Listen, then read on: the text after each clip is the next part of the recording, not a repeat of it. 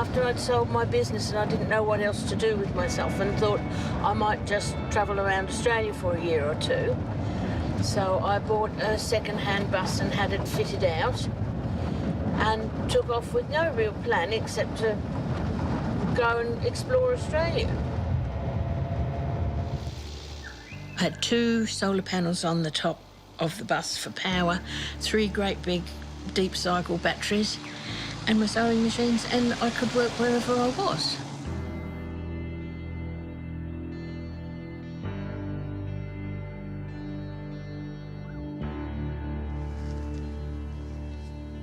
My name is Lynne Stone, and I am a textile artist, a botanical artist.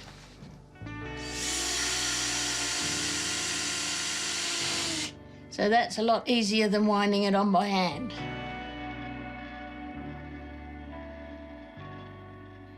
These are all flowers that I've made. I travelled around in my bus and I collected all the originals of these where they were growing naturally. I could find an interesting specimen and pull it apart and start making it. I think I'm a botanical artist, but I work in 3 dimensions. This is a lovely little one. It grows as a street tree in Alice Springs, and its original name was Orbifolia, and I've stuck to that because it's got nice round leaves, but now they call it Mini Ritchie, which describes the bark, but I think Orbifolia is better. And another Central Australian one, this one's gorgeous. It's the Victoria wattle. It's a nondescript grey-green shrub with horrible prickles, and I found it growing up the Stuart Highway between Port Augusta and Alice Springs. And then in September, if you're coming down to get out of the build-up in Darwin, it is just a froth of beautiful flowers. It's gorgeous. I was a student at Box Hill TAFE, Art and Design for Embroidery, the course was called, and it was 1 day a week for 2 years. And the tutor was talking us up for a major project in 2nd year. And I can remember sitting there with my head on my hands at the table, and the idea came, it just was a light bulb moment. I don't know how or why, and I've done nothing else ever since. I just make flowers. This is Acacia pycnantha, or golden wattle, the symbol of our land. And this was a prototype for one that is now in the Visitors Centre at the National Botanic Gardens in Canberra. I was pretty proud. That was my first big commission. The callistemon took me 20 years to work out because it's got lots of little sepals. Each flower has its own little sepals there, and they're very fine and they overlap. And I kept experimenting, and yes, I know, as my friends say, either barking mad or talented. I'm not sure, maybe a bit of both.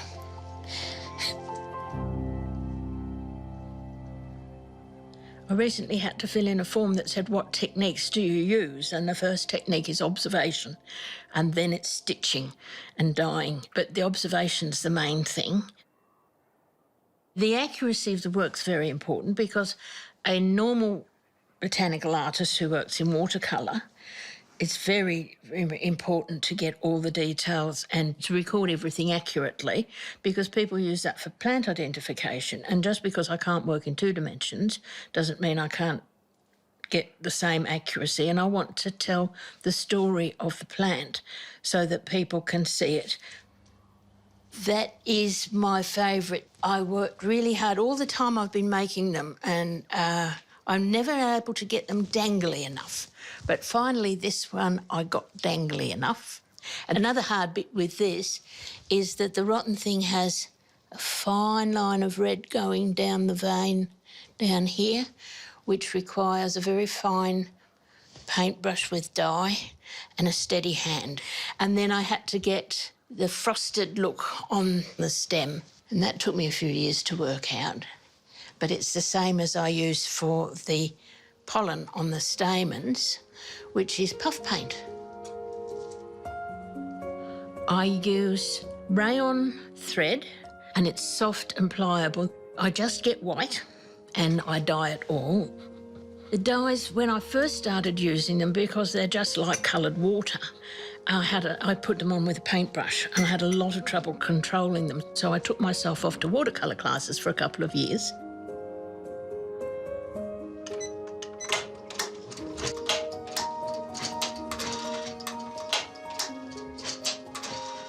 In a previous life, I had a company that wrote computer software for solicitors. So I was fairly at home with computers. And so as the digitising software for embroidery machines was developed, I took to it like a duck to water.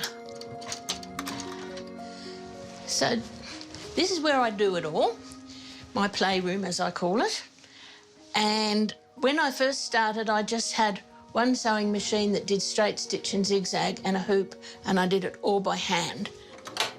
It's been 20 years now, and as technology's developed, I've got more machines, so now I program it all. I can get onto the computer and set where the stitches are going to go and get very, very accurate. And that allowed me to do the callistemon and also the pincushion hakea. Because the pincushion hakea, you've got to do, they come out looking like that, like little spaceships. Each one has 4 little stamens, and now I've got this really accurate machine. I can get that right and working properly.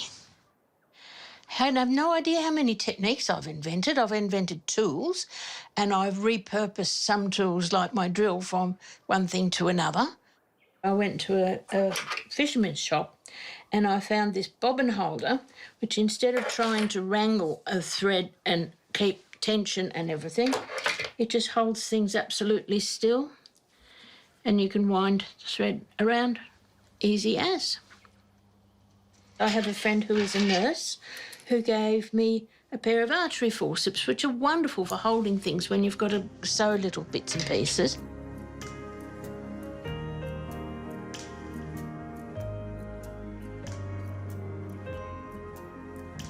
My friends have all been saying that when I go under the bus, no one's going to know how I did it and the whole thing's going to be lost. So I spent about the last 3 years documenting the whole thing and publishing it as a book, which I want to give away to all the craft guilds, so they'll put it in their libraries. I want to share. I want someone else to start making these, and then I'll have somebody to pass ideas around with.